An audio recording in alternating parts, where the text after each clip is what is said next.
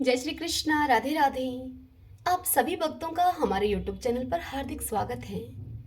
सबसे पहले तो आप सभी को परमा एकादशी की हार्दिक शुभकामनाएं। आज मैं आपके समक्ष परमा एकादशी की व्रत कथा प्रस्तुत कर रही हूँ। आशा करती हूँ कि आपको यह व्रत कथा पसंद आएगी। सभी बोलिए विष्णु भगवान की जय। ओम श्री कृष्णाय नमो नमः। धर्मराज युधिष्ठिर ने कहा, हे मधुसूदन, आपने सभी एकादशियों की उपवास कथा मुझे सुनाई। अब आप अंतिम एकादशी अधिक मास के कृष्ण पक्ष की एकादशी की उपवास कथा और मुझसे कहिए। इसका नाम, महात्म्य और विधि भी बतलाइए। मैं आप में श्रद्धा भाव को रखते हुए यह अंतिम अनुरोध करता हूं आपसे। तब देवकी नंदन ने युधिष्ठिर से कहा कि हे धर्मराज युधिष्ठिर, मैं भी तुम्हारी श्रद्धा का सम्मान करके इस अंतिम उपवास कथा को अवश्य ही तुमसे सुनाऊंगा। अतः ददचित होकर इसका तुम श्रवण करो। देवकी नंदन बोले, हे धर्मराज, यह एकादशी परमा एकादशी कहलाती है। इसे कामदा एकादशी के नाम से भी जाना जाता है। इस परमा एकादशी के उपवास के पुण्य प्रभाव से इहलोक में अनेक सुख प्राप्त होते हैं तथा परलोक में विष्णु धाम मिलता है। यह उपवास भी पद्मिनी एकादशी के समान पूरा करें। हे कुंती पुत्र, इसकी एक अत्यंत ही मनोहारी कथा है। वह तुमसे कहता हूँ, एकाग्रचित होकर उस कथा को सुनो तुम।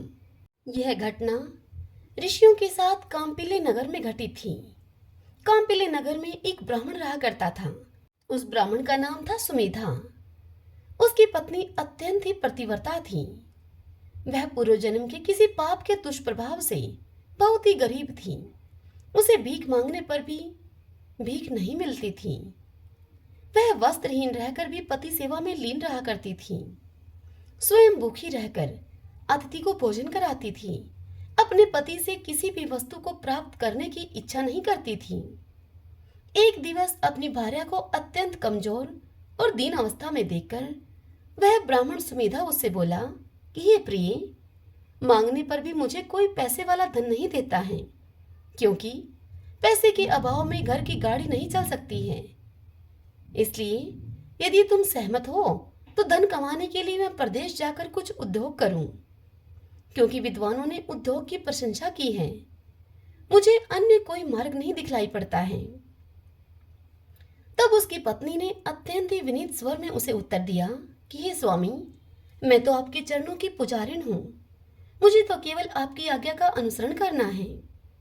परंतु आप जानते हैं कि मनुष्य को सदैव अपने कर्मों का ही फल मिलता है। सुमेरु पर्वत पर रहते हुए अपने सौभाग्य के बिना कुछ भी नहीं मिलता है।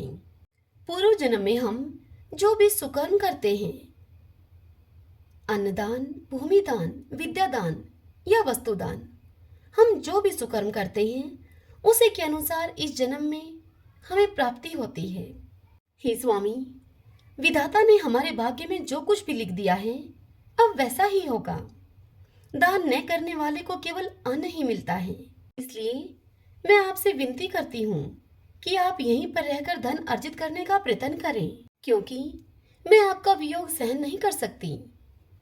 पत्नी यदि पति के साथ न रह रही हो तो इस संसार में भाई बंधु, माता पिता तथा अन्य सभी संबंधी उसकी निंदा करते हैं, जो कि मैं सहन नहीं कर सकती हूँ।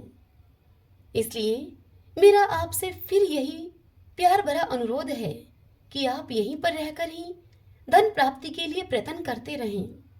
कभी आपको सफलता अवश्य मिलेगी। कुछ समय के बाद कौंडिन्य ऋषि विहार करते हुए वहां पर आए।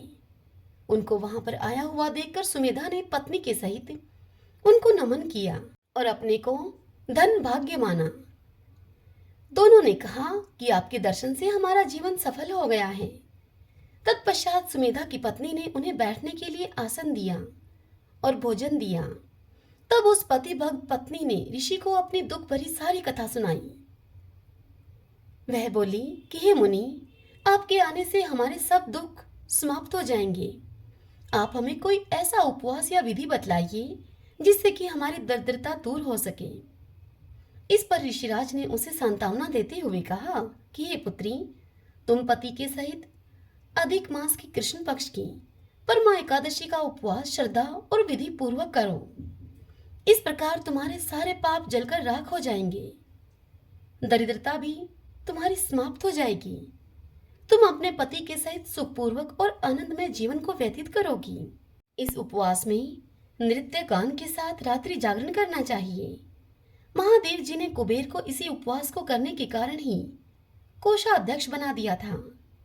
राजा हरिश्चंद्र को स्त्री पुत्र के सहित राज्य वापस दिलवा दिया था।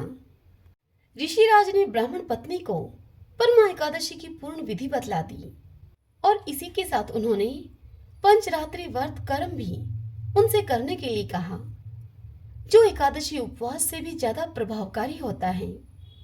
परमा एकादशी उपवास वाले दिन प्रातः ही स्नान करके पंचरात्रि उपवास शुरू कर देना चाहिए। 5 दिन तक जलहीन व्रत करने वाला अपने माता पिता व पत्नी के सहित देवलोक को प्राप्त करता है।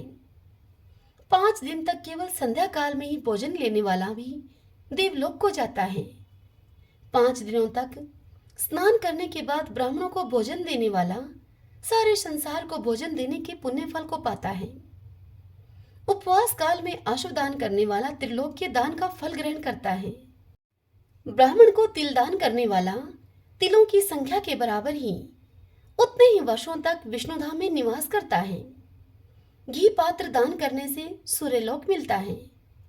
5 दिनों तक पूर्ण ब्रह्मचारी रहने से देवलोक में अप्सराओं का साहचर्य मिलता है। तदंतर ऋषिराज कहने लगे कि हे ब्राह्मणी, तुम अपने पति के साथ यह उपवास पूरा करोगी तो तुम्हें सिद्धि मिलेगी और अंत में देवलोक को तुम प्राप्त होगी। कौंडिन्य ऋषि के निर्देश के अनुसार उसने अपने पति के सहित परमा एकादशी तथा 5 दिनों का उपवास नियम और विधि से पूरा किया।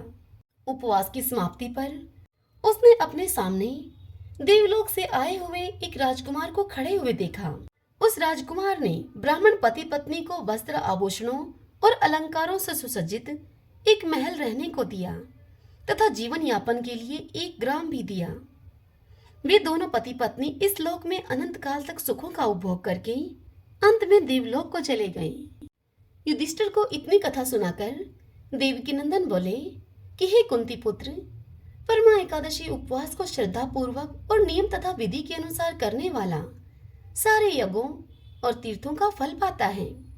जैसे मनुष्यों में ब्राह्मण, पशुओं में गौ, देवों में इंद्र श्रेष्ठ हैं, उसी प्रकार माहों में यानी कि महीनों में अधिक माह श्रेष्ठ होता है। इस माह में पंचरात्रि जागरण और पद्मा एकादशी उपवास तो और भी अधिक उत्तम होता है। यह उपवास सारे पापों का विनाश कर देता है। जो शारीरिक रूप से दुर्बल हैं, ऐसे मनुष्यों को भी एकादशी का एक उपवास तो अवश्य ही करना चाहिए।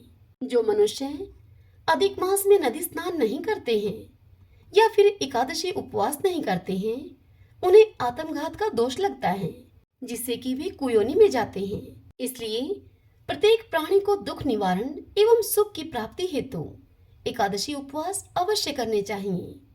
संसार के दुखों से छुटकारा पाने के लिए एकादशी उपवास नियम अनुकूल और विधि के अनुसार करना ही एकमात्र उपाय है।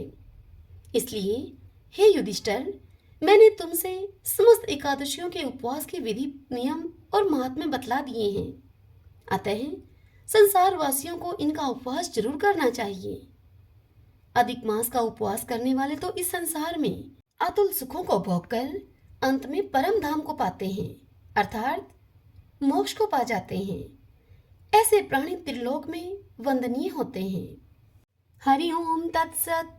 सभी बोलिए विष्णु भगवान की जय। ओम श्री कृष्णाय नमो नमः।